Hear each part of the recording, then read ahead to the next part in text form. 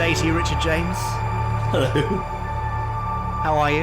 Yeah, I'm all right. How are you? Pretty good, thanks very much. Yes, Good. Just enjoying actually a glass of raspberry Coke Zero.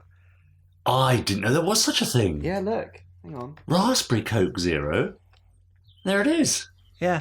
So if you're a fan of those, kind of neon blue ice lollies that don't really taste anything like raspberry, Right. That's the one it's to like get, is it? sort of e-raspberry. Do you know what I mean? Okay. So, Oh. but, yeah, it's nice. Never even heard of it. What, e-raspberry? Yeah. No, it's lovely. It's highly recommended. Anyway. Good. Have a nice morning. Yep. What? No, it's all been fine, thank you. Good. I mean, my only worry this morning has been planning for what we're about to embark upon in the first minute and 10 seconds of this podcast. Yeah, it's quite a challenge, isn't it? Might be. I wonder if it'll take us more than one take. Oh, I think we might be here all afternoon, Jamie. Yeah, that is possible. Yeah. Anyway, if you want to know what we're talking about, listeners, then you want to listen after the opening titles for the Gerry Anderson podcast, Pod 41. We're going in. 5, 4, 3, 2, 1. Let's get started.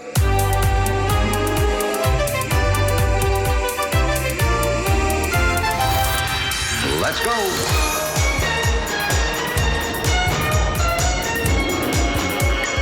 Spectrum is green. The Gerry Anderson Podcast with Jamie Anderson and Richard James.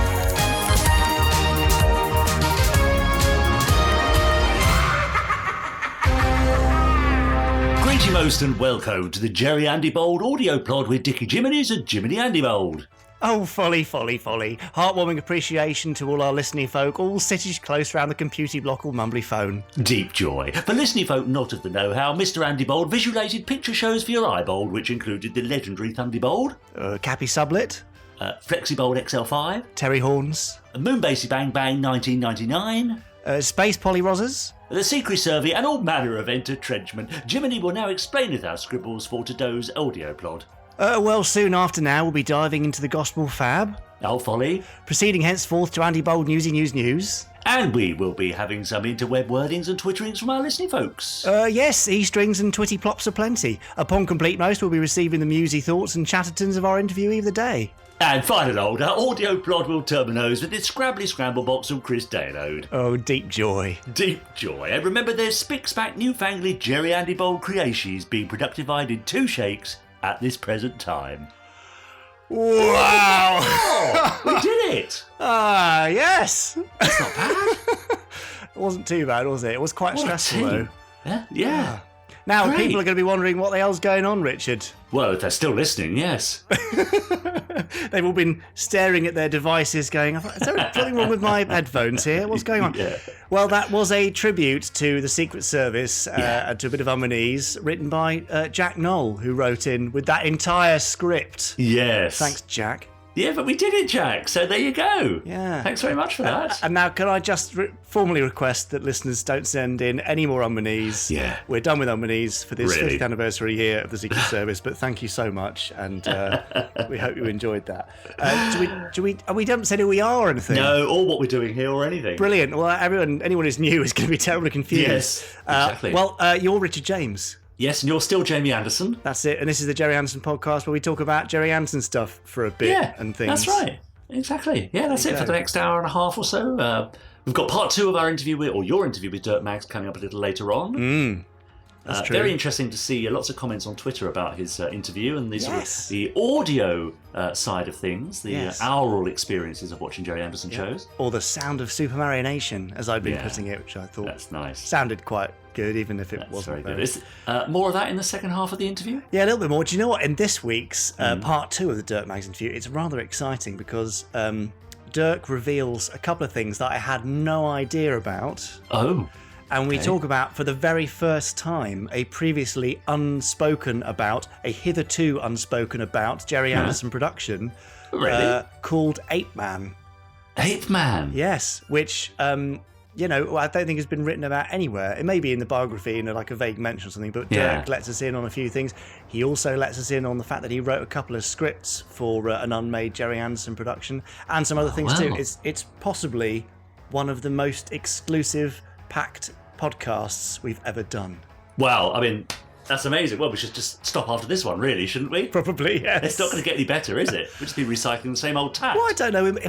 If 41 pods into the Gerry Anderson podcast, we can find an interviewee to talk to who's able to reveal new stuff that we didn't know before, then I'm sure we can find even more in the future. So do stick with us. And if you want to do that, then you should do what, Richard? Well, you should subscribe to us on whichever platform you're listening to us on, whether that be iTunes or Spotify or Twitch or... no, not Twitch. Can they listen on Twitch? They can't, but I should upload the podcast to Twitch. You're right, maybe I'll do that. There's another one. Anyway, I mean, undoubtedly you're listening to us now because, well, you are. So if you're on your platform thing, mobile, just hit subscribe. That's what I'm trying to say. Do that. Yeah, and that way you get notifications every time a new episode comes along. You can get in touch with us, of course, as ever, as many people have been throughout the week, at podcast@gerryanderson.co.uk. A little bit of confusion this week as to exactly what our email address was from a few listeners. Because we never mentioned it, but people tweeting in saying, hey, what is your email address, by the way? I can't find it anywhere. Well, it's podcast@gerryanderson.co.uk. That's podcast@gerryanderson.co.uk. Always has been, always will be. Absolutely. So we'd love to hear your thoughts. We'll be reading some out a little later on. In the meantime, of course, you can get in touch with us on Twitter, and we do our best to respond live, as it were. So people tweet us all the time, hashtagging Gerry Anderson Podcast, and you can tweet I'm Jamie Anderson or me, Richard N. James. There. Yes, perfect. That's You've sort done of right. I don't mean tag me, Richard N. James, like I'm Jamie Anderson. It's I see. I'm Jamie Anderson and Richard N. James. Yeah, Yes. I'm with you. Yeah, good. I'm glad you pointed that out. Clear that up, yeah. Great. What else do we have coming up a little later on then, Jamie? Well, it's all the usual, like you said, randomizer stuff and that kind of thing. But first, let's start with something really exciting and fantastic. News. No, even better than that. Oh. It's Fab Facts. Deep joy. And here's the band. Now, I'm hang on. Yeah. I've left my book on the table over there. Two thank ticks. You can fill in. Great. Oh, I thought we got away with it then for a moment. Yeah, could just make the band are playing up. No, just keep the tempo going. What? Oh, it's the band. They're sipping a bit. Oh, okay. Yeah. Hopefully they're back where they should be now. Now, Richard, I'd left the copy of Fab Facts lent up against the back of Dad's head, the little bust that we have here. Yeah, you'd lent it up against. So anyway, here's the book. So Fab Facts, for those who have not yet been initiated into the fab world of Fab Facts, I've got a tome of Fab Facts right here. Here it is. There's that word again. Yeah. I flick through like that. Richard shouts fab at a random point, and we pick out a fact from that page or another one, and then talk about it for a bit, maybe. Anyway, that's the basic format. It's a bit of a winning one, if I do say so myself. Oh. So here we go, Richard, with this week's Fab Facts. Ready? Go on, then. Yes. Fab! Oh. Hey? Interestingly, What are we, about 2/3 of the way through there? Yeah, no, a third of the way through. Oh, okay, yeah. Interestingly, it's got a picture of John Tracy on the opposite page, who was, of course, our Fab Fact last week. Yeah, what was he? I can't remember.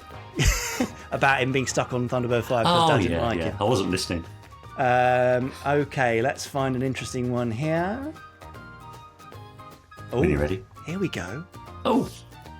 Special effects work demands a large amount of light. In the puppet studios, it was particularly hot work. With the lamps and floodlights full on, temperatures often reached a blistering 49 degrees C. 49 degrees? That's balmy, isn't it?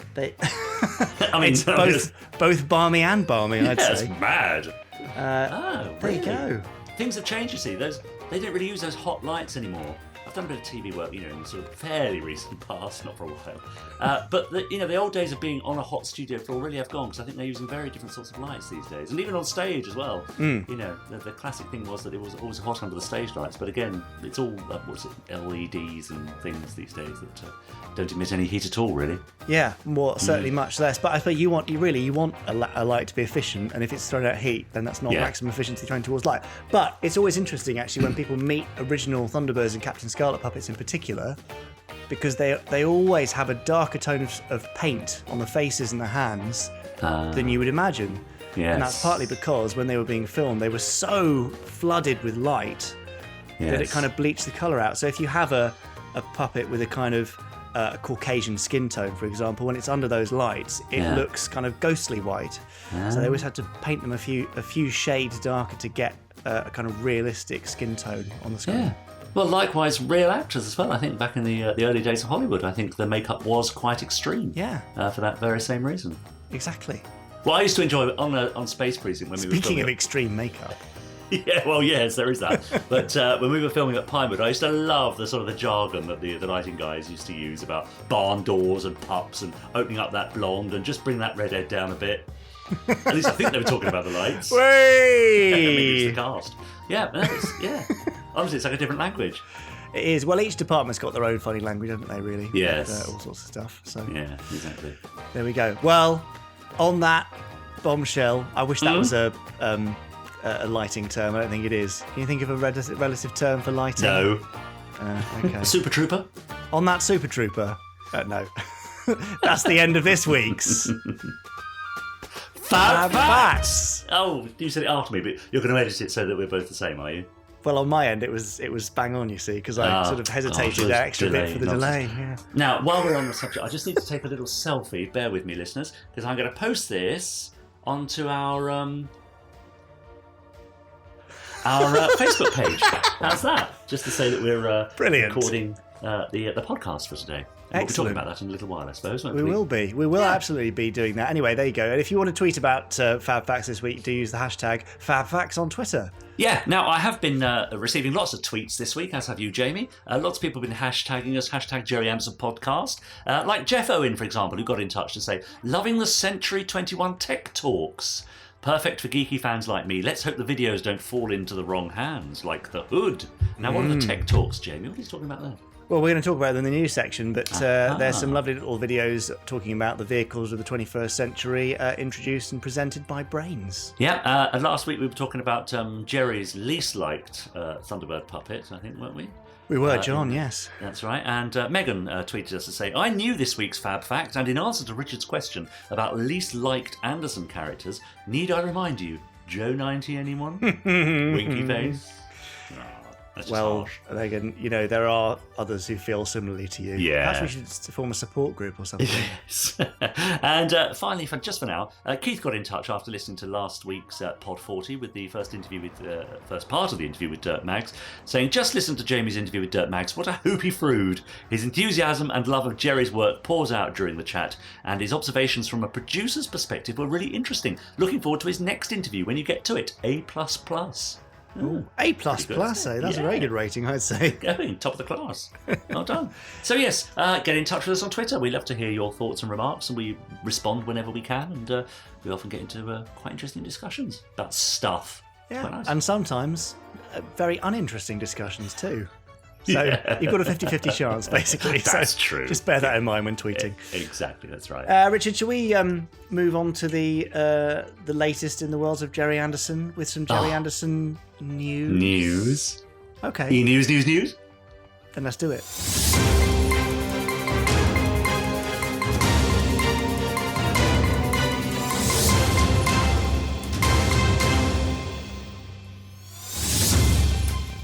News. You cannot help yourself, can you? Very silly. Sorry. No, it's fine. I forgive you. So I've got a few pieces of Gerry Anderson news to give you. Would you like them? Yes, please. What about you, listeners? Would you like them? Oh, good. Then I'll carry on. So, TV21, Richard. You know that, the comic from the 1960s, yeah, around the early 70s, just about. Yeah. Well, the TV21 kind of banner logo is pretty iconic, and we get people keep asking us for apparel with that logo on. So again, by popular demand, we've made it happen just for you listeners. Ah. And if you go to shop.gerryanderson.co.uk and search TV21, then you'll find a whole range of stuff for you right there. Lovely. T-shirts and that. T-shirts and hoodies and a couple of mugs, I think, that sort of Great. thing. Yeah. But it's very nostalgic. It's got a lovely retro feel to it. So Yeah. there you go. Yeah, nice. Coming right up to date, Funko Pops, Richard, which we spoke about last week or the week before. Yes, we did. Well, they've finally been officially announced by Funko and are now available for pre-order. So Brains and Parker and Lady Penelope. And they look great, don't they? They're very cool. And it's amazing how you can convey their characters with so few features. Because these things, if you don't know them, they've got enlarged heads, very, very simplified features. But, Parker, for example, just by the nose, the slightly drooped eyelids and the eyebrows, it's entirely Parker. Yeah. So it's fantastic how they convey those things, and they are going to be extremely popular. Yeah. In fact, they already have been. You can pre-order all 3 now for delivery end of June, early July, I think. And there'll be more stuff on those very soon. And obviously, if they do well, then hopefully the Tracy Brothers will come out, and then there's other things for other shows, maybe Captain Scarlet, or absolutely who knows what. right. Yeah, or even Space 9999, maybe even Space Polyroses. Who knows? That could happen. It's interesting. I mean, I have to say, it did divide fandom a little bit when you announced the Funko Pops were coming. Lots of people saying, I can't stand them, they look awful. And a few people poo-pooed the very idea, didn't they? But I suspect once they see them, they'll want them, won't they? Yeah, they are very cute and collectible, but you can't please everyone. No, each to his own. Exactly. Yeah. It's a very odd thing, isn't it? People kind of get a bit annoyed that other people like things. Oh yes. Yeah. Oh, you see that one. I don't like Joe 90 that much, but I don't get cross that you love it. No. Well, not you, Megan. Obviously, you don't like it. But yeah, do you know what I mean? Yeah, that's right. Let everyone be. It's really fun. It's a big enough universe, isn't it? We can all like stuff that we want. It's a blooming huge universe with a 60-year history, Richard, in the Gerry Anderson universe, that is. So anyway, there we go. So Funko Pops, love them or not, they're available now. Now, you mentioned Century 21 Tech Talk. Yeah, that's right. Conceived of and written by Andrew Clements, or also known as AC. And you could follow him on Twitter, AC the Legendary. As he is. Very modest. Very modest chap. Yeah. There's 3 episodes out now, Thunderbird 1, the SPV, and Thunderbird 2, all hosted by Brains, talking about where the vehicles came from, how they work, all the kind of tech geekery from the canon of each show. And it's quite exciting like that. It's very cool. Nice. And obviously with Brains talking about the SPV, there's a bit of crossover between the Thunderbirds and Captain Scarlet universes, so it's making people very, very happy. Yeah. Also on the YouTube channel recently, I don't know if you've seen it, Richard, but Chris Dale's top 10 scariest moments from Space 1999 is on. Oh, no, I haven't seen that. Oh, right. It's half an hour long. It's like a proper episode of stuff. Brilliant. And it's been very, very popular.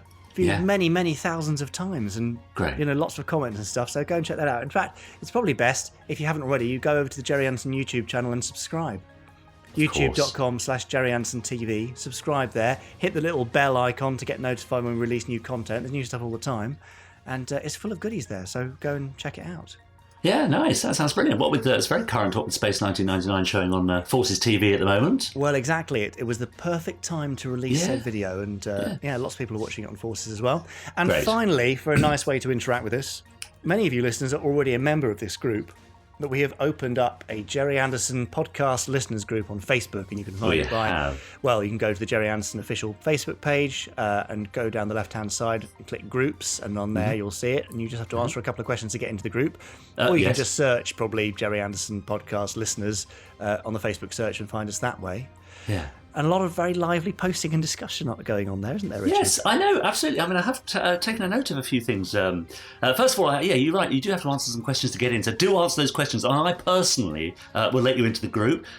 Your first question, Jamie, was where do you listen to us from? And lots of people replied saying, well, we had Isabel in Quebec, we've got Rachel in Redditch, Lawrence in Portland, Oregon, Stephen Beckles, Megan in New South Wales, as we know, Nick Cox listening from my lounge in Southampton, and my favourite section has been read out on Pod 16, where Jamie also took the mickey out of my username, which is the Randomizer. And as far as favourite interviewee goes, it would have to be the wonderful Chris Packham. Great to hear such enthusiasm. Andrew Leyland was talking about watching New Captain Scarlet. Alistair Gordon Nicholas Gelthorpe, which is a name and a half, isn't it? It's a great name. Shared some videos from the Japanese. He's got some Gerry Anderson laser discs. Oh, wow. And had uploaded some opening titles and closing titles. In fact, I saw that because that's the one with Colonel White saying... That's right. Captain Scarlet is indestructible. You are not. Do not try to imitate him. Exactly. Or something like that. Yeah. Very nice. So yes, do pop over and join in the conversation. They're quite a lively bunch, aren't they? It is. But the most important question of all that's been raised is what should we call Gerry Anderson podcast listeners? Yes, that's true. Now there's a huge long thread of suggestions. Yeah, they include Tom got in touch to say pod people. We've got Rebecca saying pod gaps. Gerry Anderson podcast, GAP.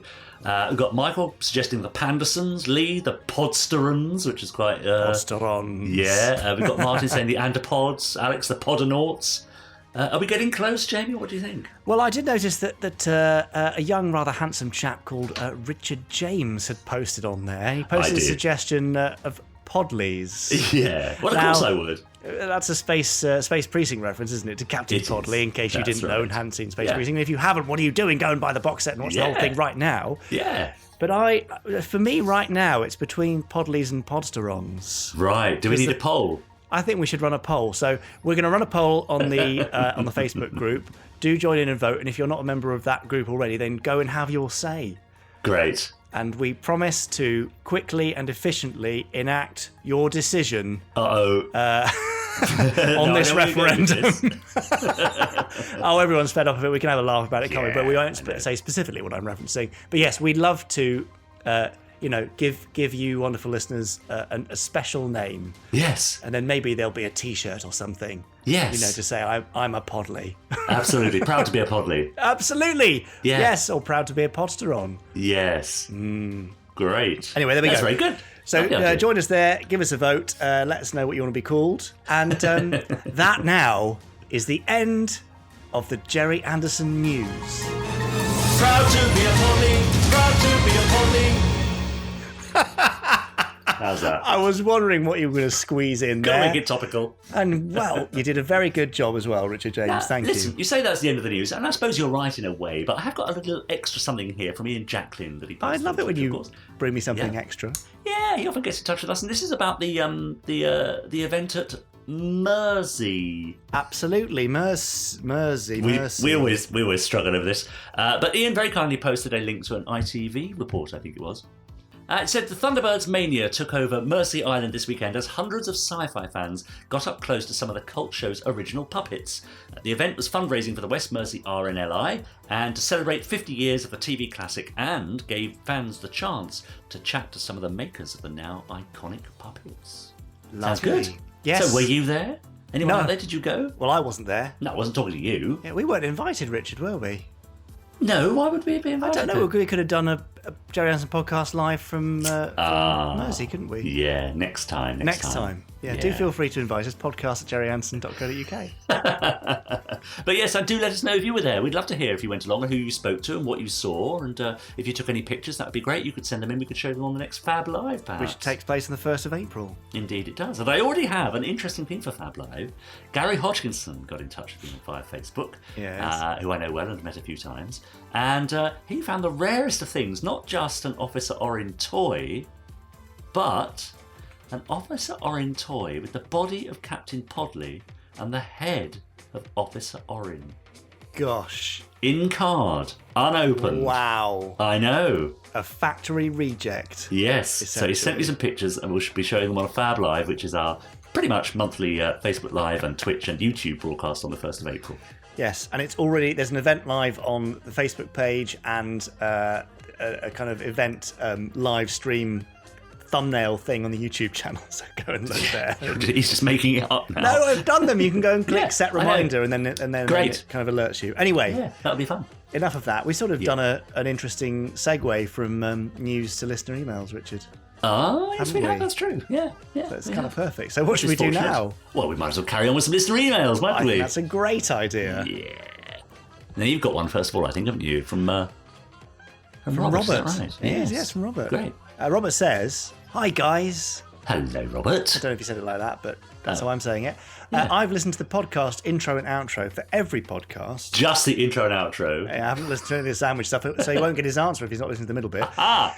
Anyway, he says, and apart from the Thunderbirds countdown and Harmony Angel, I can't tell if it's Liz Morgan or the dearly missed Lian Xin Yang, in the clip. I wonder who the other voices are. If you could tell me, it would be great. Oh. Regards, Robert. P.S. Harmony Angel rocks. So, Richard, what do you reckon? Should we tell them? I think we should make it into a bit of a competition, Jamie. That sounds like a sterling idea. Yeah, Have you just come up with this on the fly? I did. I'm something of a genius, really. You are a genius. Anyway, carry on geniusifying and let us know what we should do. Well, can you name every musical and vocal element in the opening titles to the Gerry Anderson podcast? We want to know which show, episode, and which character where it's relevant. And might we have a small prize? I don't know. Think of anything we could offer? Absolutely. I can bundle a few bits and pieces together, a couple of T-shirts, maybe a Blu-ray or a DVD, depending on your preference. All right. So yeah, we can do a prize package for this Fantastic. person. So Great. How can they win, Richard? Okay, well, just email us then. Let's email us. We have the first correct answer that we've received to podcast@gerryanderson.co.uk. So listen again to the opening titles only, and can you name every musical and vocal element in those titles? We want to know the show, the episode, and even the character where relevant. Podcast@gerryanderson.co.uk. Off you go! Go on, don't hang around. Good luck, folks. And then hopefully, Robert, you'll get your answer next week or the week after. We also, talking about the voices and so on, we've had a few comments I've seen. People asking whatever happened to Gordon Tracy and Brains interviewing our news, introducing our news section and so on that we used to have on the podcast. Oh yeah. Yeah, it's fun, isn't it? Well, Things just evolved, don't they? Yeah, exactly. Things evolved, wanted to tighten up a bit. And I was worried you might get bored, actually, listeners. Excuse me, Minnie. My Come dog on. barking. Leave it out. I thought listeners might get bored, Richard, but obviously not. So maybe at some point we'll reinstate it. Well, perhaps we could start a petition to reinstate Gordon Tracy and Brains and co. Great. Do you know what I miss? What do you miss, Richard? This is Shane Rimmer, and you're listening to the Gerry Anderson podcast. Well, we dropped that about, 15 pods ago, I think. So it has been a little while. But, I might reinstate them or we'll get some new ones. Yeah, and the great thing is, of course, they're always there. Just go back and listen again. They're still there. And I've got All them these in pods. my sound library. I can always stick them back in there as well. Yeah, So, yeah. Let's see.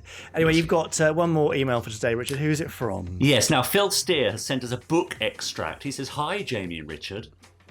Oh, hello. Well, we know what we Hello, think Phil. about that, don't we? I thought you might enjoy the attached reference to Thunderbirds from Pete Brown's book, The Apple Orchard. Yes, really, he says. Best regards, Phil. Shall I give this a little read, Jamie, and see what you think? In your best Apple Orchard voice, please. What is that? What's an apple orchard voice? I've got no idea.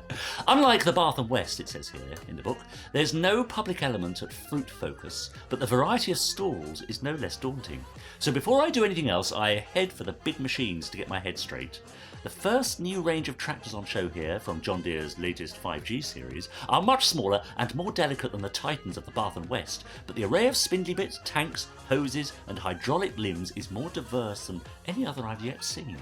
These look like very expensive bits of equipment with unfeasibly specific uses. It reminds me of Thunderbirds, when in each episode the big cargo ship Thunderbird 2 selects which pod it needs for each mission. Pod 4 carried Thunderbird 4, a miniature submarine. Pod 5 carried the Mole, a subterranean vehicle with a massive drill on the front. Whatever was in the first three pods wasn't as memorable. I was enraptured by this show, and the only point at which my suspension of disbelief wavered was when the only thing that could, say, rescue a passenger jet that would explode if it lowered its undercarriage was a set of heavy-duty wheeled drones that could match the speed of the jet and take its weight when it came into land, and oh look, the Tracy brothers just happened to have the very things lying around in one of their pods. I simply couldn't believe that even the coolest rescue organisation in the world would have such a wide range of equipment, each bit with such a specialised use. but they had nothing on the range of gadgets available to the modern fruit farmer. I wonder if some tiny part of this is driven by a hitherto unacknowledged Thunderbirds fandom among fruit farmers that rivals my own. Well, I wonder. There is unexpected book excerpt of the year, I would say. I was going to say the month, but no, of the year. Hey, I mean, that deserves some sort of prize. Well found, Phil. That's fantastic. Yeah. Well, I'm also assuming that means that Phil has more than a passing interest in Fruit farming. Yeah, that's right. Well, don't we all? Well, fruit eating, yes. Yeah, but, certainly. Phil, Yeah. let us know what you're fruit farming. That would be great. And also, if I couldn't find Pete Brown on Twitter, but he must exist somewhere on social media. Yes. So, True. I don't know whether he'd be up for an interview, but you never know. That'd be great. Yeah, it was really fun to have that in there. Yeah, fruit farming Thunderbirds Gerry Anderson crossover interview. Quite interesting, wouldn't it? Absolutely. So if you Be nice to branch out. Oh, Hey, Richard. now then. No, I can't. Oh, that was right for the picking, that one, wasn't it? Anyway, if you've spotted anything Anderson related somewhere else in the literary or TV or movie or something else world, then do let us know. We like to see Gerry Anderson stuff referenced elsewhere, especially if it's in a book about fruit farming. Of course, yeah. But yes, if it's mentioned somewhere else, then let us know. Just send us a little excerpt and Richard will perform it. I will. Which, anybody won't charge. No, that's right. You're all one time treated only. to something special there. Absolutely, yeah, that's right. Yeah, great. So in the meantime, get in touch with us. We love to read out your emails, and also what we really love, of course, is an audio file. So if you've got a message that you can record on your phone, keep it nice and brief, nice and snappy, no more than maybe 45 seconds to a minute. Then we'll gladly play it out on the future podcast. Send it all into podcast@gerryanderson.co.uk. And of course, you can always get in touch with us on Twitter. I'm Jamie Anderson or Richard N. James. Hashtag us Gerry Anderson Podcast. So we see it, and don't forget to subscribe. Do you think you nailed it there, Richard? Yeah. I mean, you should do after 40 odd podcasts. You think I'd know by now what I was doing? We I don't still use a actually haven't script got a anymore. clue. Oh, well, neither do I. That's why we've got the script. Yeah. Thank goodness. Yeah, great. Right. Nice. So, Interview? I think it's time to hear from Dirk Maggs again, isn't it? It absolutely is. Last week, Yeah. as you may remember, Dirk spoke about his love of everything, mainly Supercar and Fireball, actually, and the fact that he sort of started switching off through kind of Captain Scarlet era and beyond. Yeah. But as I said in the intro this week, we reveal some fascinating bits and pieces that Dirk was involved with, including, which I'd forgotten, a little known and often forgotten Thunderbirds radio play. No. Which was done as a one-off by Dirk in the late 80s. Ah. So, without further chit-chat, here's part 2 of Dirk Maggs and his interview with me about Gerry Anderson. You get it. Dirk, when we left it last time, you were chatting about the fact that after Scarlet, you pretty much left it, didn't you? You got distracted by drums and birds. Yes, and not in the Bilotti sense of... yeah, kind of, yes. Not in an ornithology sense. I'm not sure birds is an acceptable expression now, Jamie. I was using it so tongue-in-cheek, but... You were being post-ironic or something. That's it, exactly. Yeah, it's just life, you get on with your life and you do stuff and so on. And but I could see the art in Scarlet. I thought the puppets were amazing. But no, so, and then I dipped in and out. And I think I said last time that, I was astonished at the level of detail and everything. But for some reason, it kind of, the craft and everything, the SPV was pretty cool, I thought. And I liked Joe's, that sort of flying car that Joe 90's dad had. Yeah. But it was kind of like, this was less kind of, it's aesthetically obsessive and more kind of thinking, that's pretty cool. Yeah. And then, sort of back to practicing my 4 on the floor. So, but it's what was wonderful, I thought, was when, married, had kids. And then in the early 90s was when Thunderbirds had that big resurgence on TV. And, of course, my kids fell for it hook, line and sinker.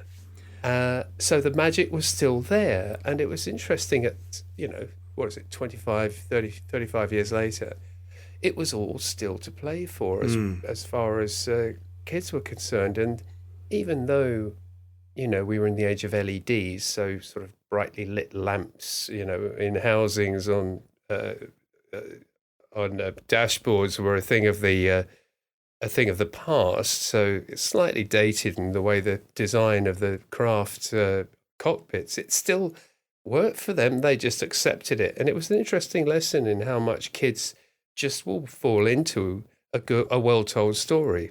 Superb. Did that require any parental intervention from you? Were you the one saying, I love this when I was a kid, you should definitely watch it, it's bloody brilliant? Or did they find it of their own accord and enjoy it naturally? I honestly can't remember. I'm not trying to cover up for myself here. I honestly can't remember, but I expect I would have pointed them at it. Yeah. Simply because I'd be curious to see their reaction. But no, we ended up with all the corgis, or what were they? The Matchbox, craft, and we had to build a Tracy Island because they'd run out, at the shop and all of that. So yeah, but I was always a bit of a modeler and things like that. So yeah. I was happy to make them their Tracy Island. That was fine by me. But it was just lovely to see it go round again and be a success yet again. I just thought that was a super thing. It was, and again in 2001 as well. Did you watch it through a different set of eyes with the 90s revival and seeing your kids watching it, or was it just, Yeah, I think it was. Yeah, for me, I think as for you get to an age and you begin to see. Yes, okay, so occasionally the plots creak a bit, and then sometimes you think, wow, that was ambitious. Like the monorail one, the monorail episode with Penelope and stuff like that. And the Andabad Tunnel. The Andabad Tunnel, that was it. And the ambition of it was just wonderful, to actually... And they built that monorail just for one episode. That's what's so amazing about all of them, was the fact that there was this investment of skill and art and talent in a one-off thing. That by the end of that episode, that craft or that set would be utterly destroyed. It was sort of profligate in a wonderfully ambitious way. And Derek's work, with all the special effects and the pyros and things like that, just got more and more astonishingly ambitious. I was really, I watched them with a sort of a professional eye this time. I think that was the thing. Yeah, it was the scripts. I think were the things where I thought, damn it, that's kind of maybe could have been a little bit better. And the one thing I never got was the camera warning device in Thunderbird 1. No. Which kind of, nobody's quite managed to develop one of those. And God knows what International Rescue would do in the age of the selfie. They'd just be absolutely stuffed. They would be, but I assume that, detecting an electronic device taking a photo is probably slightly easier than trying to detect the distant exposure of a piece of film. True, but can you imagine then you've got Scott and Virgil running around trying to confiscate all the mobile phones in the vicinity. Yes, and the people in the wreck. You can't take pictures of yourselves. We can't have that. Yeah. Yeah, it was a bit of an odd one. But, bit of a wall of reality there. Yeah, but no, it's just wonderful stuff, wonderful stuff. So, look, it's a hell of a legacy. It's a hell of a legacy, and one that, I never imagined for a minute I'd actually meet your dad, although the interesting thing was that came about in a funny sort of way because we did I started as a radio light entertainment producer, having worked as a studio manager at the BBC, sort of studio engineer, and I became a light entertainment producer after doing various things like secondments to television, which I really didn't enjoy, and then to Radio 2, where I used to make the trailers for people who are now mates like Ken Bruce and so on. It was fun, but things really kind of happened for me when I joined Radio Light Entertainment, because that was my love of my life, was radio comedy. I was brought up on The Goon Show and Round the Horn and so on and so forth, which were the classic shows of my youth, comedy shows, the sort of, and Python and so on then grew out of what Spike Milligan was doing. So when it came to my career in the BBC, which somehow I managed to get into after leaving teacher training college and I trained as a teacher because I really didn't know what I wanted to do with my life. So, the whole thing was sort of accidentally stumbling into something that sort of worked. And working in the comedy department, we were allowed to do, various things, including sort of light drama, which is how I got into making stuff like Superman and Batman. But one of the things that got me the job was, before I actually joined the department, I was in Radio 2 making these trailers. And every year we did Children in Need, the charity thing, the BBC charity thing. And so one year I just went around with them, during the previous 12 months, went round with a portable recorder, and if anyone was in, I got them to record something. So Don Messick, who was the voice of Scooby-Doo for Hanna-Barbera, was in, so I got him to do a message from Scooby-Doo, and Spike Milligan was in, and I hadn't met Spike up to this point, but he was in a very jolly mood that day, thank goodness, and was very happy to do a silly sort of Q type message and so on. And that was the first of the 2 years I was in Radio 2 presentation doing these trailers. And the second year, I thought, wouldn't it be cool? I think it was around the time that the No Strings Attached CD came out, the Barry Gray sort of themes from your dad's work. And I thought it would be incredibly cool to do a Thunderbirds adventure. And this was incredibly sort of out of the blue. And so I think I rang your dad, because at that time, I think it was still in his power to, grant or not grant the chance of doing it. I can't honestly remember. And got through to him, and he was charming on the phone. And I said, look, I really would love to do a little 10-minute audio adventure. We could, and Radio 2 say they're happy to sort of sprinkle it across the week, rather like a how shall we say, sort of serial, a couple of minutes a day. Okay, he said, send me the script and we'll have a look. So I wrote this script about Parker trying to break into the BBC record library to get to, I think, I've forgotten why. Why would Parker do that? Yeah, what was he up to, Dirk? He was trying to get Lady Penelope's favourite record out, probably the Beverly Sisters. That sounds about right. Yeah. Anyway, so he gets trapped in the record library with a broken leg, and so he starts playing records to amuse himself. I remember one of them was Lenny Henry's "I Am a Mole and I Live in a Hole," which seemed to fit the sort of character dynamic. Anyway, and Thunderbirds have to come and fly in to rescue him. So, and I got Shane Rimmer and Matt Zimmerman, and of course David Graham, who else? Of course. To be Parker and Brains. And we did a little Thunderbirds adventure called Thunderbirds for Children in Need. This is 1987, I think. Yeah. And it was great. It was really fun, and of course it was a thrill for me because of course the guys came in and they still had the voices. And we had this funny little story, and then I was adding the effects and the music, and sort of, oh yeah, Thunderbird 2, what would that be? And you find an effect for it, and so on. And it was just really fun, and it went down terribly well. And at the time, I just thought, oh, this is it's rather, sort of scratching a childhood itch to be able to do this. And in fact, your dad was charming about it, and he did a sort of final. I think I went out to him and recorded a sort of closing thing where he said, "Do a little rescue of your own this week and give money to children in need." So that was nice. Oh. So it was great. He autographed a couple of VHS covers for the boys, So but that was the first encounter I had with your dad, which sort of. And I thought that would be it, And then, of course, but at that time, where were we? Well, so 87. What was he doing around then, Jamie? I can't. So around that time, he had been pushing the pilot for Space Police. Yes. And he was sort of not having as much traction with that as he'd hoped. So he was just at that point starting to move into doing a lot of commercials directing.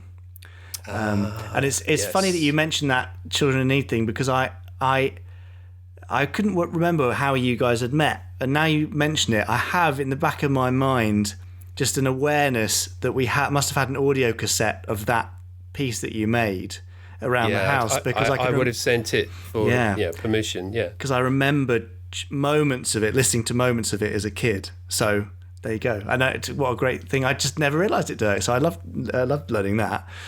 Where is that now? Does that exist somewhere? Oh, I've got it. Yeah, I've got it. I've got it digitally somewhere. I'll zip it over to you. I'd love to hear it again. That would be brilliant. Yeah. I suppose I should put it up somewhere. It's just full of copyright stuff.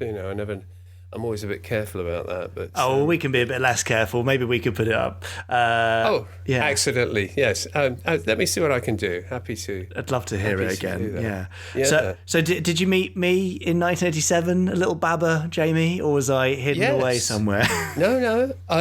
Were you not at school? In 87, I would have been 2, Dirk. So. No, you're probably having your snooze. Probably, yes. Maybe I went to the office. Did he still have the office at Pinewood? Yeah, I remember the office. I remember going in and meeting your mum. It's charming. So maybe they might have been at Bray, actually. Would they have been at Bray then? Yeah, that would be it. Yes, it. The mind plays strange tricks. Yes, it was. And I'm struggling because something else I remember that that I know would be a revelation to you. Let me see if it comes up as we talk. But some previous encounter that I had in some strange way. Yeah. Okay. But Thunderbirds for Children in Need was the first time I actually did something creatively. With some historic, work of your father. Yeah.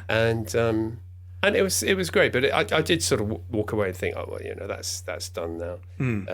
That was fun. Thanks a lot. I'll move on. And there was some connection. We stayed in touch. I think I sent Christmas cards or whatever, and to your mum and dad and so on. And then your dad got in touch, and this is where you need to help me a bit, because I know you've got stuff I did for him, sort of later on. In the 90s. Yeah. He was a thing called G-Force, I believe, that he had on the go. We mentioned this last week. G-Force Intergalactic GFI, yes. Yes, I didn't. Sorry, I missed. I didn't listen to the whole of the podcast. Oh no, Apologies. I wouldn't worry at all. Yes, it was an aborted 2D animation that was part animated in Russia and was a bit of a disaster in the end. So, what was your involvement with that? Before I go any further and say anything rude about it, Dirk. I wrote an episode. Oh, did you? He was about 6 episodes in, and he wanted to write the Origins episode. Fantastic. And would I be interested? Which was like, blimey. Okay. And he sent me a bunch of, the sort of the Bible, the show Bible, and the pitch document, because obviously it was still in being sold. And so I wrote, it was a half hour, and it was in, 2 like 12-minute chunks. So I wrote what I thought was an Origin episode, and he said, I really like the first half. But the second half, you kind of wander off the brief a bit. And would you do another draft? So I said, yeah, sure, cool. I'm working for Gerry Anderson. Who would say whatever he says? Yes, absolutely. Tear it up and burn it in front of you. Sure. So I had another go at it, and I sent it to him, and he wrote back and said, no, it's gone completely the wrong direction now. Let's forget about it. So I was like, oh, no, because what I thought was, I thought, the first half, I could just make that a bit slicker. And I think whatever it was that worked for him then didn't work at all. So that was, end of collapse of Stout Party, end of Dirk's writing career with Gerry. I would wonder, Dirk, if that was the point where the whole production was falling over, and could so be. Maybe it was more of a there's something bigger going wrong here, rather than I'm not saying that he secretly thought the script was amazing, but I wouldn't wouldn't take it too hard. Yeah, well, I kind of feel that it was a good lesson for me, because what he was saying was, listen to what you're being asked to do, And that's actually a very useful bit of information, because as a jobbing writer, and I've written original, although I seem to do a lot of stuff that's other people's property, I actually do spend a lot of time in my own time writing original stuff. The fact that it never got very far is not, is not actually the, it is not the issue. I have an itch to scratch. And of course, writing original stuff, which is to someone's brief, is a real skill. And a writer who can do it is, a prized commodity. And I soon discovered that if it was something speculative, where the ground rules were still being worked out, there was a Bible, but it still had rules to be written. It pays to listen to what the creator actually wants. So that was a sort of salutary, but salutary in a good way. It was disappointing. I felt very sad about it. I remember we walking along to work, the next day, thinking, damn it, my childhood dream of working for Gerry has gone out the window. But it's just how things work, isn't it? Sometimes it's not going to happen. There's nothing you can do. But So hey, onward and upward. It was just that one, and at least it's for a project which actually fell over and never came to be anyway. Yeah. So although I never wished that on him. Oh, I know what I was going to tell you though. Talking about projects that fall over. Yes. I think I have something to do with Terrorhawks actually getting on the air. Oh, really? Well, no, this is really weird. Okay, but before Les and I were married, she shared a flat in London with a really nice girl who worked at LWT. And so we used to go out, drinking and so on and so forth. And there was a commissioning editor at LWT, sort of a whole bunch of people from work, and he was there and having a drink, and he said, I've just had this program offered to me. But I don't know whether to take it. It's by Gerry Anderson, the Thunderbirds guy, and it's called Terrorhawks. And I said, Gerry Anderson? Wow. And he said, do you think it would be any good? I said, you kidding? It's Gerry Anderson. Of course it would be good. So anyway, and then it went on the air. So I just feel I might have helped tip the balance there. You could well be right. So I throw that in. If it wasn't for you, please, throw notes, not coins. Thousands of children may not have wet the bed in the 80s because of Zelda. So Zelda, yes. Yeah. Oh, bless it. No, anyway, that was the thing. It occurred to me that I was thinking something about Terrorhawks. What was it? I thought we were in the pub and this conversation came up, and I'm amazing. Like, yes. Don't think twice. Just commission it. So, well, thank you, Dirk, for playing that part, a vital part in the history of Gerry Anderson shows. Yeah, I was there for him. Yeah. You were. So, but but that was kind of So this the G-Force thing, or whatever it was called, or what was it? Say that again. GFI, G-Force Intergalactic. Yeah, it was called. Yes, because it sounded a bit like a furniture store. I'll just go down to GFI. I need a new sideboard. This MDF is wonderful stuff. God, this chipboard is light. Yeah. I'm just imagining Peter Dixon doing the advert for it on the telly. Okay. I can't do Peter, but John, we did the goodies last night. John Coleshaw was doing Peter, channeling Peter for something. It's great. He's a massive Anderson fan, don't you? Oh, that doesn't surprise me at all. He's just such a big geek, really. He is a lovely geek. He pretends he's not, but he's just total geek. I used to do his Radio 2 show. I produced it in the night end. Peter Dixon's Nightcap. The last thing you need on a Friday. Yes, remember it well. Anyway, I'm getting off the point. But I did have one more brush with your dad, which was for a thing he wanted to do called Ape Man. I remember that. Yes, which I have the treatment for in my filing cabinet. Oh, crikey. Although I think you renamed it, didn't you? Did I? Or maybe some. I think so. I've got a series of letters between you and Dad, and I want to know how this came about. Okay. Between you and Dad and an agent or a distributor who said they wanted a different title for it, and somebody made the suggestion Dad's Gone Ape. And there's a letter where I think Dad is writing to you saying, this suggestion's been made. I think it's probably a bit too comedic, but will you consider it? So what was this forgotten and hitherto unspoken of Gerry Anderson project, Dirk? It was basically the idea that it was the brain swap idea.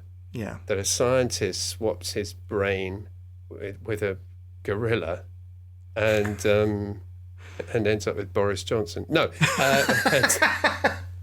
Sorry. That's an insult to gorillas. Oh, those poor gorillas. No, it was definitely it was on the it was the brain swap idea, definitely, and trying to do it in a sort of non-Hammer horror way to try and do something character based, and it was it was a bit of a surprise. I was rather flattered he asked me, especially as I'd got sacked from the last job, but also slightly surprised because it was. It was a departure. There weren't any futuristic craft involved. No. It was a much more low-key, small-scale thing. And although I think by then he'd done stuff like Dick Spanner, and he'd tried stuff. Lavender Castle, I think he was working on at that time. It was different, and so I did my best to write a treatment around the basic idea. I'm not sure I ever quite got it. I felt it needed something, and I think possibly that might have been me confusing it with a Gerry Anderson production in the old sense, and your dad thinking, I want to move what I'm trying to achieve here. I want to get into character and emotion and so on. So, it was... So I kind of... It only went to the point of sort of doing the treatment for a first. I haven't even kept it, so I don't know, Jamie. I can't remember what's in it. But I've got it. Don't you worry. Yeah. I think there's a maybe that's like you having terrible photos of me. I'm not sure that reassures me at all. No, because not long after Dad died, I was going through all this paperwork and stuff and discovering all these things I had no idea about, and this was one of those projects. Strange. And I haven't read it for ages, but I certainly remember reading through it, and it's maybe 6 or 8 pages long, something like that. It's yeah, probably about right. I'll scan it and send it to you, but it's really fun. Okay. But I'm glad. But I can see what you mean about it kind of slightly missing something. It's missing something to drive it along. Because I'm pretty sure at the end of the treatment, it's just the sort of the dad in the ape body kind of scratching his chin and going, oh, what am I going to do now? It's like Freaky Friday. but yes, this was the forerunner to Freaky Friday, was it? Simian. Yes. Freaky Friday. There you go. There's the one-line pitch for it. Sorted. Yes. Simian Saturday. Yeah. Sadly, I try very hard, and I did go and see your dad. I do remember going to see him while they were shooting the Space Precinct. Yeah. At that was Pinewood, I think. It was indeed. It was Pinewood. Well, they did the model stuff at Shepperton and the live action stuff at Pinewood on L&M. It was the live action, because it was the street set in the outdoor stage.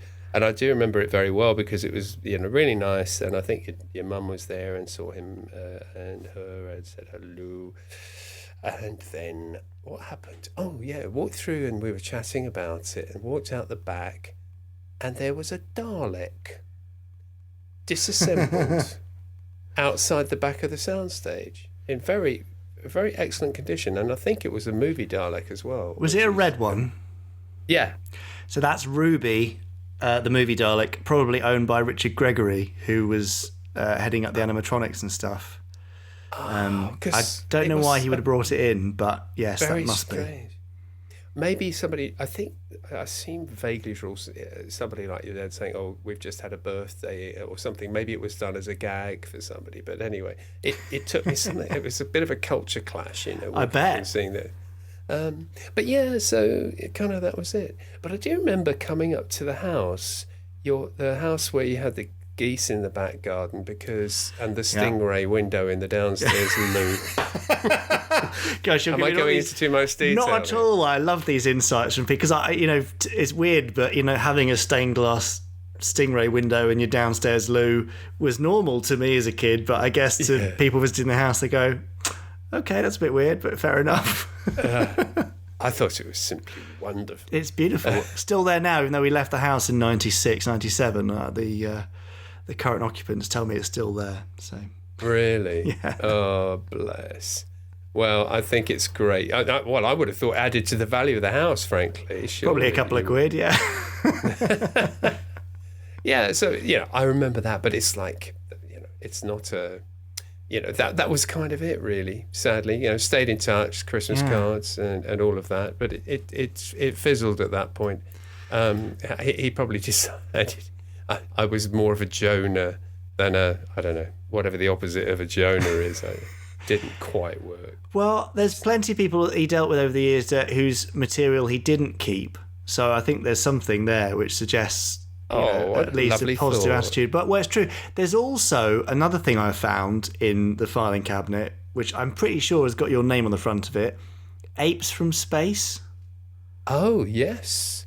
Yes. What's that? Why so simian? That was because that's right, because I was writing Apes from Space at the same time as he came in with Ape Man. That was it, because I was thinking, and it was one of those strange things that happened in life where suddenly, the same idea crops up twice. Yeah. But the thing is, it wasn't the same idea at all. In fact, Apes from Space became my Radio 4 production, Gemini Apes, which was in 1998. Amazing. Went out at Christmas, and that was like a 90-minute audio movie, and that was one of my original works. It was a sort of Spielberg movie for the ears, and indeed, I'm very proud of it. And it had Christopher Lee in it, and fantastic. Various other great actors, Alan Marriott playing the young chap, and yes, I'm desperately hoping that eventually it'll get re-released, because I was rather fond of that. It was a rather fun production. So that was my Spielberg movie. Yes. So I expect your dad would be the kind of person I would think, well, this, if he's into apes and this thing's for sure full of special effects, maybe he'll go for it. But obviously it didn't happen. It was a visual thing. Yeah, well, neither did Dad's Gone Ape or Ape Man, sadly. So currently still sat in the filing cabinet. But you never know, Dirk. Well, obviously I'm here when you need me, love. I'm relieved to hear it. I will definitely scan the Ape Man thing and send it over to you, and as well as the accompanying letters, actually, because they kind of add to the depth of the story overall. I mean, the story of the story of the story. Yes. But yeah, fascinating. There you go. You've given an exclusive, Dirk, because I don't think we've ever mentioned Ape Man in any medium ever before. I'm so happy to have done that. Thanks. But it's interesting, everybody knows about the stuff that got made, but it's the stuff that didn't get made. That's what's really interesting, because and your dad, obviously, spent his life coming up with ideas and pitching them, and the thin end of it's the tip of the iceberg what actually gets made. Absolutely. There's all that other stuff. So I'm sure your filing cabinet is groaning under the weight of this stuff. It's one of the but it's hard to do that, and I can see why at times it would really stress him, because when you've got a studio, you're running the whole operation at Slough, let's say, in the 60s. I mean, he's responsible for the bread and butter of a whole bunch of people and their dependents, and that's a lot of strain to be under. And I can see that, I admire him for it. I'm not sure I would have the fortitude to do it. I kind of, there comes a point where I just want to make stuff. I can't be running around chasing the money, which is why I don't tend to run my own independent production company. I've had one, and I still have one nominally, but I'd rather people just ask me to do stuff. I suppose in a way it's taking the easy way out, but in another sense... partly it's maintaining your sanity, isn't it? Because it is very difficult constantly chasing, and you all you actually want to do is create, and you end up spending 90% of your time trying to arrange the logistics and the finances in order to be able to create and hope that you've got enough energy left over to actually do the fun bit at the end. Yeah, so you're very sensible and you're in many doing ways. it now. Well, you've taken up that now because Yes. I know you're a creative, and you're having to be a businessman, and I really do admire you for it, Jamie, because I remember thinking years and years ago, looking at Orson Welles, who was a genius, who was the rising, as a young man, the sort of, blazing the firebrand of creativity. And, he made Citizen Kane, which is still one of the great movies and so on. And basically spent most of the rest of his life, A, trying to keep control over what he was making, and B, trying to raise money to make other stuff. Yep. And when I was reading about Chimes at Midnight, his film about Falstaff, which, sort of never actually got finished, but he over 5 or 10 years, he was shooting bits of it when he had the money to do so. And I thought, bloody hell, if Orson Welles has all this trouble, I'm never going to. So from that point on, somebody says, hey, do you want to come and do 3 series of, I don't know, Jasper Carrot, which was actually a great job, but, I'm like, yep, fine, okay. I'll do that. I've done the Gemini Apes. I've just made my Spielberg movie. Now I'll do 3 series of Jasper. Because at the end of the day, you've got kids to feed. You just got to crack on with it, really. Absolutely. Yeah. No, you are very sensible, but it's tough to work out which route to take. Now, Dirk, I'm sure lots of people will want a quick kind of overview of what you have done professionally, because we've been talking about Dad and stuff a lot, and this will lead into the influence of the sound of Supermarionation and beyond, and how that's influenced you. But what, give me some career highlights, places where people might have heard your work or anything like that. Sure, absolutely. Well, I joined the comedy department at BBC in 1988, so I immediately went to work on sort of running programs like the news headlines, and you either got to do as a new producer the news headlines or Weekending, which were the 2 topical programs at that time. Phone Jack would be the Phone Jack.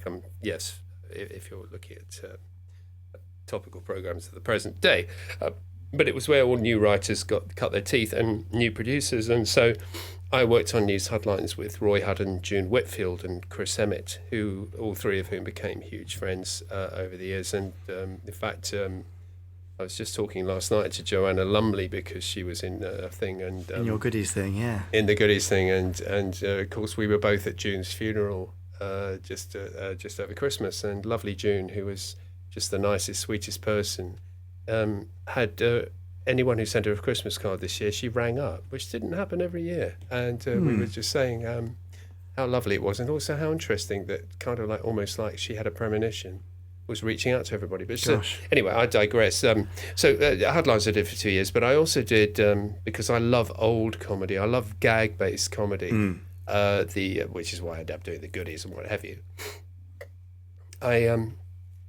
I did Flywheel, Shyster and Flywheel, which were Lost Marx Brothers radio shows, which were published as a book of scripts and were out of copyright. And so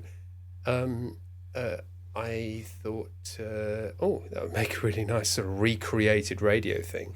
And luckily, our head of department in Radio Light Entertainment agreed. So we did 3 series of Marx Brothers shows, which was just great. We had a makeup and wardrobe department for a radio program, which is pretty weird. And we had a live band, and we all dressed up in evening dress, in tuxedos, and we did 3 series, and it was just the best fun. If you don't know the Marx Brothers, it's really kind of anarchic, early 20th century American Jewish humour, which, if you've got a weakness for it, it's kind of where Mel Brooks came from, if you like. Mm-hmm. And just wonderful, funny stuff, full of gags. So that was a great fun. And Spike Milligan, one of my comedy heroes, did a documentary about the Goon Show, and Spike said, I absolutely love your Marx Brothers shows. I'd give my right arm to be in one. So I said, leave the limb in place. You are very welcome. So Spike came and guessed it, which was great. So I did those, and then I got into doing superhero stuff for BBC Radio, because one of my first programs was a docudrama about Superman, because it was his 50th anniversary in 1988. And I did a Superman, I did Batman. I had a very good relationship with DC Comics in New York, which has continued to this day, actually, although they've moved to Burbank in California. And so we did Superman and Batman in 3-minute episodes on Radio 1, and people going home from school, their mums and dads would tune in, and they'd listen to these 3 minutes a day adventures and try to make them sound like a movie. So my sort of stock in trade became making audio or radio sound as much like a film as I possibly could, to the point that we started making stuff in Dolby Surround and what have you. And that really sort of continued through the 90s and then the 2000s. But the key thing that happened was that Douglas Adams, the author of The Hitchhiker's Guide to the Galaxy, heard Superman quite early on, right about 92, contacted my boss, and of course I was in the department he originally came from, which made the original Hitchhiker series. And he said, I've just finished the last of the books. There's been 3 books that were never radio series to start with. I would love them to come back home to be radio series, and I would really like Dirk to produce them, because I think he's, he the sort of noises he makes and the way he thinks is how I'd like the Hitchhikers to be. Nice. So I was round his house before he'd put the phone down. So, hello. Let me in. And yes, let me in. So we were going to do it in the early 90s, but the contractual situation, they couldn't solve some fairly key issues. And then later in the 90s, I saw Douglas again. He called me about a game idea he had of a game with no pictures. It was all sounds.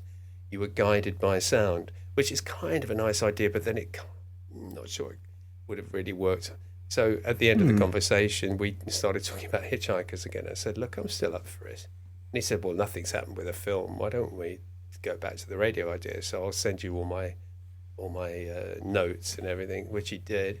And about 2 days after I started working on it again, with a view to an offer, Sophie, his assistant, emailed. She said, put it down, don't touch it, we've just sold it to Disney, it's going to be a movie at last. So I was like, flipping heck. So that, again, so it's just, I walked away from it. But, and then I saw Douglas about the year 2000, Broadcasting House reception. We kind of sat on a couple of chairs and just caught up. And he said, one day we'll do it. And then blow me down. Within 6 months, he keeled over and died of a heart attack in Santa Barbara. So at which point I went to his memorial service, and one of the ushers there had a radio production company, and I was working for him at the time. And he said, "Oh, I didn't know you knew Douglas." And I said, "No, I didn't know you knew him either." And we got chatting, and I said, "Look, Douglas wanted to do this. We ought to really try and make it happen, in tribute." And so we finally made the last 3 series of Hitchhikers in the mid-2000s. And they were, it's the inevitable thing of people saying it's not as good as the original, or why haven't you got Peter Jones at the voice of the book? To which my answer was, we didn't happen to have a Ouija board in the studio at the time. Because Peter obviously had passed on. Yeah. So that was, that was great. And then I went back to making these things. But what's the funny thing about the medium I work in is I try to work very visually, because I believe the brain really doesn't need the visual input to create images and tell stories. In fact, I think the brain is the greatest computer graphics image generator you've got. Absolutely. And I don't need to persuade you of this, because I know you do stuff for Big Finish, who make wonderful audio pieces of audio work. But what in the early 2000s, around about the time when we finished The Hitchhikers, I was thinking, I don't know. I have a feeling I'll be stacking shelves in home base pretty soon, because there wasn't a lot on the go. But and then suddenly, and of course, BBC Radio 4 started having quotas and what have you, and it was a very uphill battle to get stuff commissioned. I kept working, but I just thought, I think I'm in a dying industry. But blow me down. I think you were a bit wrong there, weren't you? Yeah, all right. Yeah, thanks. Thank you, gloating department. Pleasure. And of course, along came the internet, and podcasting and just blew the whole thing wide open. Yeah. And it was just so weird, in sort of when I thought things were winding down over the last 5 or 6 years. I've never been busier, and pretty much none of what I've got now on the go is for the BBC. It's all for other concerns. I mean, at the moment, I'm doing quite a lot for a company called Audible, who do a lot of audiobooks. And yes, I'm sure some people have heard of them, Dirk. Yes, sorry. Yes, I breathe something called oxygen, nitrogen mixture. Yeah, sorry about that. So Audible, I do a lot of stuff for, because they asked me to do stuff in the Alien universe. Yep. And we've had 3 very successful Alien productions so far, and we're just doing a 4th this year, which is incredibly exciting for many reasons, and none of which I can talk about, sadly. But fantastic. Well, thank you for mentioning it nonetheless. Yes, that's all right. Anything else any other red herrings I can drag across? Yeah, chuck them in. No. There are a couple of jobs coming up, which are, one in particular I have wanted to do for 25 years, and at last has come to pass, and it's going to be a pretty epic thing. So it's really exciting at the moment to be where I'm at. It's also it's daunting, because you never take for granted you're as good as, you're only as good as your last production, but also you never take for granted that you can hack it again, because audio is an incredibly intense field to work in. It is. Video, anything with a visual element, immediately you can see what you're doing. When it's all in your mind, there is a certain amount of speculative thinking, and then trust that what is in your mind, the vision that you're trying to convey through sound effects and music and dialogue and what have you, is going to be what the listener gets, and that their disbelief will be suspended, and all of these things. So it's kind of, it's been a ride, and it is still a ride. And somebody said to me today, because I did the goodies last night, because I still love humour, I still love jokes and so on. Haven't you been really lucky and had the most brilliant career? And I think, well, I've certainly had the most brilliant career, and I'm very grateful for it. Although I think, that luck is a relative thing. The harder I work, the more lucky I get. I'm a big fan of that phrase, Dirk. Yeah, it's without being grudging about it, but I know that nothing comes easy in this world. And I do remember one thing that really got me, because obviously I'm of a certain age now, if I grew up to Supercar and so on. I went in to pitch something to Radio 4 Drama, and the drama commissioning editor, this was about 4 years ago, said to me, well, of course, there's a lot of youngsters on your tail coming up in your rearview mirror, And I thought, yeah, that's all right. But at the same time, that doesn't make me stop, in a way, needing to create or wanting to challenge it. And also, I'm really happy to pass it on. That's one of the things I want to start doing a lot more of, is passing on what I've learned. But it's funny, just because you get older doesn't mean you stop creating. If anything, it can sometimes mean that you think you're getting closer to maybe nailing this elusive thing called quality. Yes, well, there's that obvious and very easy magic formula to achieve it, right? There is. Yeah. But I must, before we close, I've just got to say one thing to you, Jamie. Please where's do. the check? No, sorry. My invoice is in the post. Okay, good. Yes, thank you. Yes, sir. Will you iron this check for me, please? Old seller's joke. But I've never lost my love of the Supermarionation, the worlds of, and we've had conversations. I know you will know we've had conversations about how can we get back in that universe and so on. And I still hanker for some kind of crossover thing. Yes. There's always. I was just before we started recording, I nipped into I just put Gerry Anderson in my search engine on the computer, and up has come 28 items, some of the same stuff. But there was a particular thing I did in the year 2000 when somebody was looking for property to go for, and at that point, Polygram, I think, were in possession of the early stuff. And I wrote a treatment for a supercar revival, which I'm still rather fond of, where the in Black Rock the old laboratory had been buried by various sandstorms. So you know, there's just this ridge in the ground that some kid rides his dirt bike over, and the dirt drops away, and there's a something below. And I just really always fancied, always fancied playing with the idea of the worlds of, you know, your father. So obviously nothing came of it, but the thing is, it does show that even at this remove, even at this great age, he fired stuff in all our imaginations. Yep. And I know, he wanted to work in live action, and there's Space 99 and there's all of that stuff. But you know what? There's still nothing quite like those early shows. Just the mad ambition of it. And I remember we were talking about Supercar once, and he said, yes, one of those opening titles, the carpet thread, as they pulled the model out of the tank. And I just said, it didn't matter, you know? Yeah. Really, Gerry, it was magic. And I said thank you to him, and I am grateful to him. He's given me an awful lot, actually. So thanks, Gerry. Cheers, Dirk. What a nice note to end on. Well, you know, I wish I could thank you, but all you've done is humiliate me. Let me go on for 9 minutes. Sadist. My absolute pleasure. It's lovely. And I was going to ask you about your specific audio, kind of the effects of watching those Supermarionation shows, but you've kind of touched on it and kind of. I did. I should add something though. If you can bolt this on. Yeah, ready to bolt. Well, there was one passing thing, which is since last, and this is the power. There are some wonderful things on the internet, in amongst all the horrors. Just occasionally good things happen.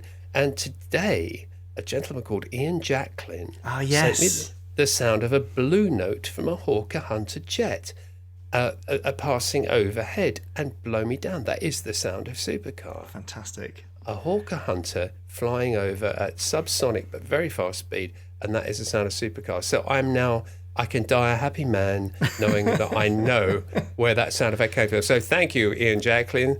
The check's in the post. Social media can be a wonderful thing.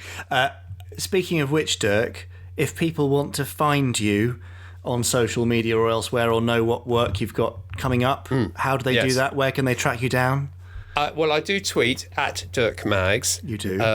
But also, there is a website, www.dirkmaggs.com, which I constantly forget to update, but it does pretty much. Yes, you've now got me thinking I better sort that out then. It's historically accurate, but not presently so.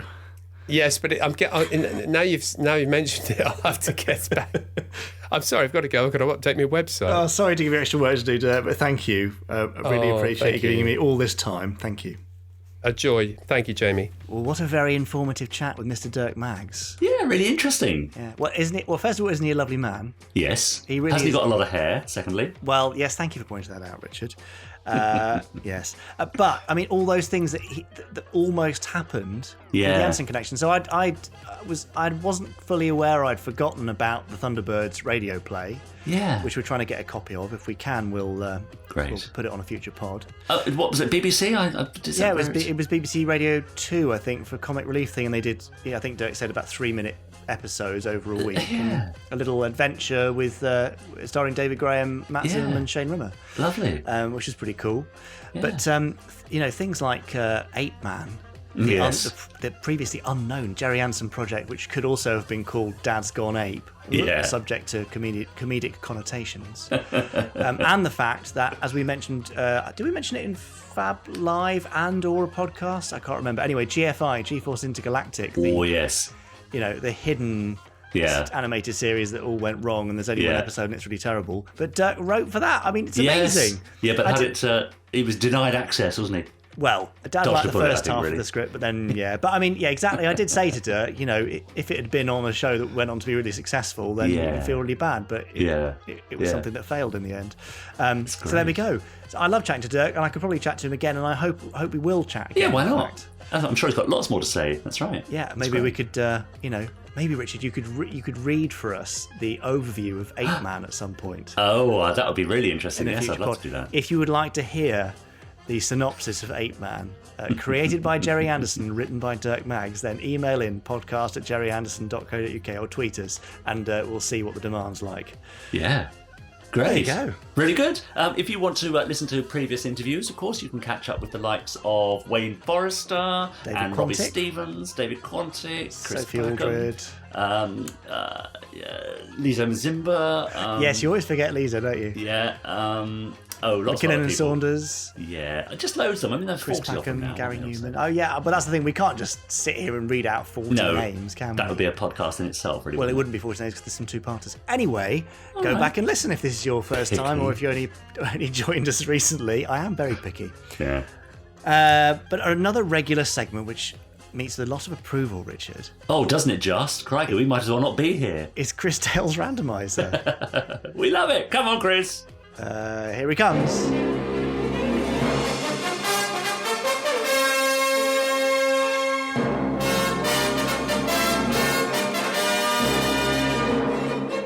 Good evening and welcome to a very special roundtable discussion.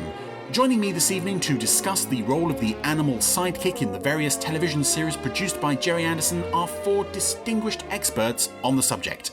Firstly, on my right we have Mitch the monkey. And besides him we have Zuni the Lazoon. Indeed. And seated on my left we have Oink the seal. Oink, oink, And besides him we have Zill the thing. Yes. Now perhaps, Mitch, if I were to start with you, how do you feel the role of the animal sidekick changed across the course of Gerry Anderson's career? I see. And picking up on that very point, actually, Zuni, when you first joined the cast of Fireball XL5, did you feel that you were following in Mitch's footsteps, or did you see yourself as very much a separate entity from what had gone before? welcome home. Oh, Oink, please don't touch that. No, Oink, please don't. Oh, this isn't going to work. I knew it wouldn't. Try to inject a bit of culture into the proceedings. If only there was one animal in the Gerry Anderson universe that could actually speak English. I was just wondering, will you be needing me any more tonight? Rocky! And Dusty! I'm so sorry, I'd forgotten you were there. Listen, this whole thing has fallen apart, but if one of you two could operate the randomizer for me, I'd be very grateful. Dusty? Gee, thanks, boss. My dear old chap, it is good to see you. Oh, and you, Rocky. How nice of you both to come all the way from Four Feather Falls to be here tonight. Now let's see what you've managed to produce from the randomizer today. Oh. Well, it's the same show as we had last week, but yeah, I'm not going to say no to some more Lavender Castle. There's a terribly sporting gesture, old chap. What? Quite so, old boy. Here's Cloud of Chaos. Lavender Castle, a place of legend, fabled right across the universe.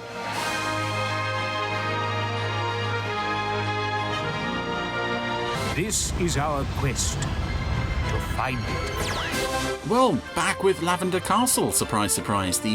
Once again, we have the same show 2 weeks in a row, which means again 2 weeks in a row we have an episode that I have never ever seen before. And after last week's quite impressive Stitch in Time, I'm looking forward to seeing where we go today, learning a bit more about these beautifully animated characters that I had previously kind of just ignored. This may have been a mistake on my part, and I know there have been a lot of people on social media actually asking me when I was going to get to Lavender Castle. We're here now, so I hope you're enjoying it. And this is an episode from near the end of the series run. I think Stitch in Time was much earlier than this. You were right, my little pet. They're right below us. Smashed him. What a good idea. I hope they haven't built another time machine. That would mess everything up. Oh, no, we're not smashing them with the claws. We have missiles. Missile! Missiles. Yes, that's what I said. All systems and central computer are out. We're blind. Sprockler, Get to the door and establish visual contact. What? Oh, This is Dr. Aegon! Where is he? This is such a beautifully designed world, and I believe the concept was designed by Rodney Matthews. Just some drawings that he designed. Oh, Sproggle has been thrown overboard. Yeah, this is what I was coming to. The spaceships in this are very much sort of kind of based on old-fashioned sailing ships, and Sproggle was just standing at the at a door there using a sextant, which he was obviously holding the wrong way around because he's Sproggle. Don't know, Roger. But yeah, the paradox is kind of a sailing ship crossed with an old thatched cottage. It's rather charming. Anyway, Sproggle has fallen overboard and has disappeared into a cloud. Big blue cloud, and is in that gas cloud. I wonder what it is. And even Fireball XL5 would at least give their characters oxygen pills before throwing them into space. Lavender Castle, space is just a place where you can survive quite safely, apparently. Let's see. He went in over there, so he must come out over here. Oh, that was some filthy stuff. There's some superb comic timing on the animation there. Wasn't expecting visitors today, but you're more than welcome to stay. Whatever. Ooh. Oh, where's my telescope? Master? Sproggle's lost his telescope. Oh, that's Sproggle's voice coming out of Dr. Aegon. Your pathetic telescope. And vice versa, of course. This is... You are now the prisoner of the mighty Dr. Aegon. This is an interesting development. What to say to that? You're not my master. Oh, Sproggle don't want to be a prisoner. Sproggle frightened. As you should be, you little... So something in the cloud has caused them to switch bodies. Make yourself lucky. I'm not going to dispose of you just yet. You'll be far more useful to me as a hostage. Please don't hurt me. Have neither of them realised? Coward, master. I'm your master, you beady-eyed bat. That's Trump taking a beating there. Jolly good too. Looks like we've lost him, Captain. Well, we've lost Aegon, but we've lost Sproggle as well. And that's down to Oh, me. well, never mind. If it weren't for you, Rog, we'd have lost the paradox. With all of us in it. Now come on. Somehow we've got to get him back. The first What thing about to a do is time machine? I could knock up another one, considering we've evidently lost the first one. No? Oh, okay, I'll go out on a jetpack then.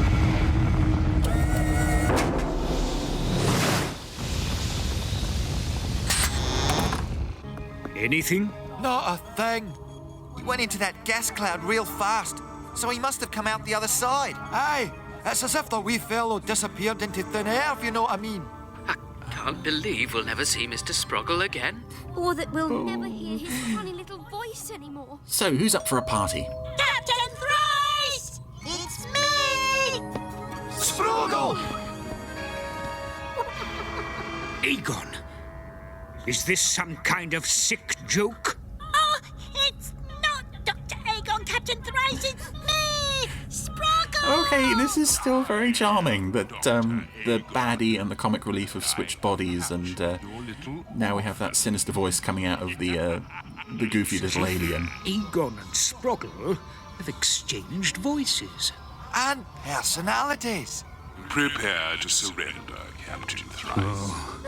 This is like being threatened by Jar Jar Binks, essentially, but You have until midnight to give your answer. it's very funny. Then chaos will reign.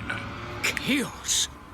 Oh, that gas cloud, it's a cloud of chaos. They're supposed to affect people in strange ways. But how Oh, did Aegon okay. get Sproggle? So it's not just a title, that is a recognised How do we galactic get him phenomenon. back? I got Sproggle into this. I've got to get him out of it. No, Rog, you need to be here piloting the ship. Anyway, I've got a canny wee idea myself. What? So Roger's back. No, Isambard is... I don't know these characters' names all that well yet. Isambard is back with his jetpack flying off into the cloud of chaos. Not sure if this is a good idea or not. We will see. Anyway, he's trailing Dr. Agon's ship. Good night. I'm afraid your Captain Thrice has abandoned you, my friend. And that means that you must go to that big black hole in the sky. Oh, no!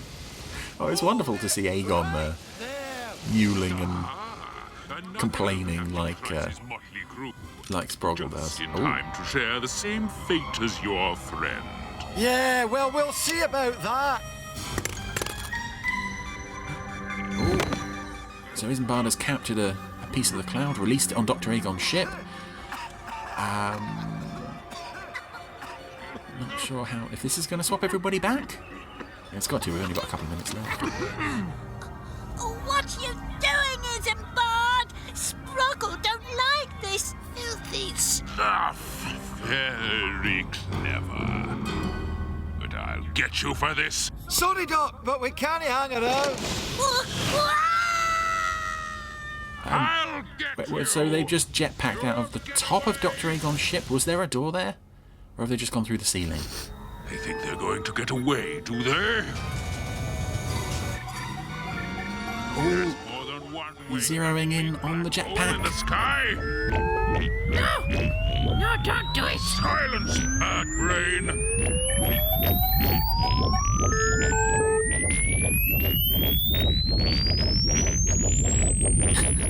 Beautiful. Another beautiful close-up of Dr. Aegon there. Oh. This gas is going to drive me cuckoo. The weapons didn't fire in the end. Yeah, this is... the puppets were created by McKinnon and Saunders, who also have done the puppets for the Firestorm minisode, and it was animated by Cosgrove Hall, who at this time were just like animation giants in the UK, like second only to Aardman. Sadly, I don't think they're still going, Cosgrove Hall, which is a shame, because so many classic British kids shows were made by Cosgrove Hall. It's a shame they're no longer in business. It's a brave moonlight tonic. Oh, Sproggle said that well, didn't he? Isambard and Sproggle have swapped voices and personalities. Oh, that was Cloud of Chaos.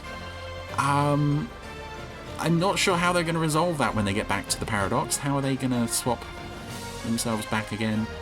Who knows, will there be more chaos that we don't get to see? Never mind. That was another reasonably entertaining episode of Lavender Castle. So we've done the everybody gets killed but it's undone story. Now we've done the body swap story. Nothing too radical in terms of storytelling, but beautiful animation. Some lovely characters. 2 episodes in, I'm really enjoying this so far. Yeah. In fact, wasn't there... In fact, that is so weird that Minnie... Oh, hello? Now, yes, as I was saying before the power cut, because I am going to put a power cut sound in, a bit of a boo. Great. So that would be hilarious. As I was saying before the power cut, isn't it strange that for this episode of the Randomizer, we had something about a personality swap, and in the interview with Dirk Maggs was revealed a previously unknown Gerry Anderson series about a personality swap. Oh, in Ape Man. Yes. So, so in Ape Man, it's a gorilla and human mind swap. Yeah. And in Lavender Castle episode we've just had just now, it was a goodie and a baddie mind swap. Ah. Yeah, How well, strange.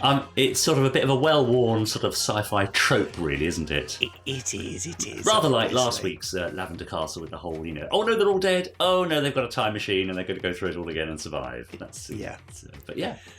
Yeah, exactly. But it's a preschool show, so, it's okay to explore tired sci-fi tropes because it's new to the preschoolers. Absolutely. Yeah, that's right. And it's such a cute show as well. Yeah, it is. It looks beautiful, doesn't it? I have seen a few little bits on YouTube. It looks lovely. Lavender Castle. Yes. That's Wayne, of course. Is it? Yes. Wayne Forrester's voice, isn't it? Is that Wayne? No, it's not Wayne doing Captain Thrice. Isn't it? No. Sounds like Wayne Forrester. Hang on. I should know this off by heart, but I don't, so I'm looking it up. He's in there, isn't he? No. Oh. So the voices of Lavender Castle: Kate Harbour, Jimmy Hibbert, David Holt, and Rob Rackstraw. Well. Well, sorry, Wayne. So Did you have a job there? That's all right. So David Holt played Captain Thrice. Who does that lovely... Yeah. Yes. A Place of Legend. Yeah, that's right. Oh, nice. Well. Yeah. That's great. So yeah, completely unusual. And in fact, one of them, I can't remember who it was. Yeah. I'm slightly dropping the minute now, but let's do it anyway. One of the voices tweeted not so long ago.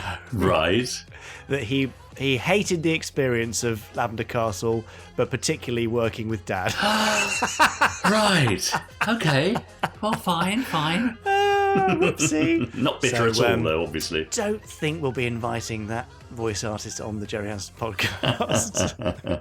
He won't be at the 50th podcast meetup then. Absolutely not. No. Now, Richard, we must actually do some formal planning for this podcast 50th anniversary thing, because we are 50th week anniversary. Yes. Because we keep saying, it's 10 podcasts away. I know. Well, it's 9. Yeah. And actually, it's 8 because we record a week early. Yeah. So. I think what we should do, Jamie, is you and I have a chat. We've got some various ideas, and people have actually been very kind and sent us a few ideas as well. We'll have a chat, and maybe we'll announce our plans live on Fab Live on April the 1st. That sounds like a great idea. Yeah, and how people can get involved if they wish, somehow. Absolutely. Yes. We'll do that. Fantastic. But I think, obviously, it's worth pointing out, it might be quite an exclusive event, because obviously we can't have hundreds of people turning up to whatever we're going to do. It'll be pretty limited, and not everybody will be available and all that sort of stuff. That's but we'll right. try and make it as fair and as accessible as possible for those of you in the UK. Exactly. We'll do our best. Yeah. So, great. That was Lavender Castle: Cloud of Chaos. And how lovely it was. It was indeed. Now, just before we do sign off, I've got a few more things here. So, I think it was Michael Horgan got in touch with us on Twitter. Hashtag Gerry Anderson podcast, of course. He included a pic. I was going to say PIC. Listen, get this. He had quite a haul, he said. A shadow beanie. From UFO. Nice. Which we wore on Fab Live 2022. He had a Captain Scarlet poster. Nice. He's got a Thunderbirds mug. Ooh. And Joe 90 on Blu-ray. Yeah, I know. Kind of everything. He said, great haul received today thanks to the superb work of the team at the Gerry Anderson store. Great to finalise the special edition Joe 90 set, beautifully restored on Blu-ray by Network. Cheers, guys. Yeah, nice. Hope you're enjoying that, nice Michael. Work. And I think he also chucked in a thank you to Tim, who does sterling work on our customer service He really side. does. That's right. He's Ben brilliant. Page, I think, wrote on our listeners' Facebook page saying he loved today's episode. This is last week. Looking forward to hearing more from Dirk Maggs, which he would just have done if he's listening He would now. have done. Hope you enjoyed on the that, subject Ben. of characters that Gerry disliked, I remember reading somewhere that he had a similar aversion to Lieutenant Fisher from Stingray, and that the character was relegated to a smaller role because of this. It makes sense, as Fisher both looks and sounds a bit like John Tracy. Fab or fib, he says. I wonder. I don't know. Yeah. It sounds very convincing, Ben. Could be, couldn't but it? I have no idea. Yeah, could be. Let's say yes. Let's say it's Fab. That's right. I wonder which would be his favourite character from the Gerry Anderson podcast. Do you think there'd be one of us that he would like less Well, than you the know, he's other? probably going to vote for Chris Dale, isn't he? Hey! We're both relegated to last position. Yeah, of Joint course. last, Richard. That's bound to happen. We know our place, don't we? Yeah, absolutely. Thanks, Ben. Thanks, Chris. Yeah. So. Great. There we are. We made it. That's it. Is this us wrapping up for another pod? It sounds like a wrap up to me. Brilliant. Pod 42. Do we need a theme for that? What, next time? Yeah. A theme? What are you suggesting? We wear something or Yeah, what, Hawaiian shirt week? come or- as something? no. I've got a Hawaiian shirt I could wear for the next podcast. I don't have one anymore. I don't think I've owned one for about 10 years. Anyway, we'll think of something for next week. Yeah. Make sure you subscribed. Do write us a review. Really do. I mean, you know, we can see how many reviews there are versus how many of you are listening. Yeah. So just takes a moment. If you've got no opinion whatsoever of the podcast, then why are you listening? But if you have got an opinion, share it. We'd love to hear it. Yeah, exactly. Unless it's really offensive, and that it might upset us a bit. So be nice. Thank you. See you next time. See you on Pod 42. Bye. Bye-bye.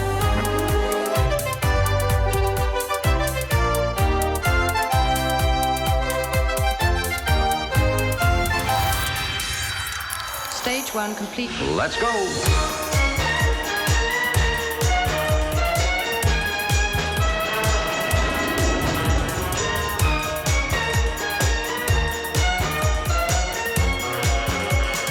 Spectrum is green.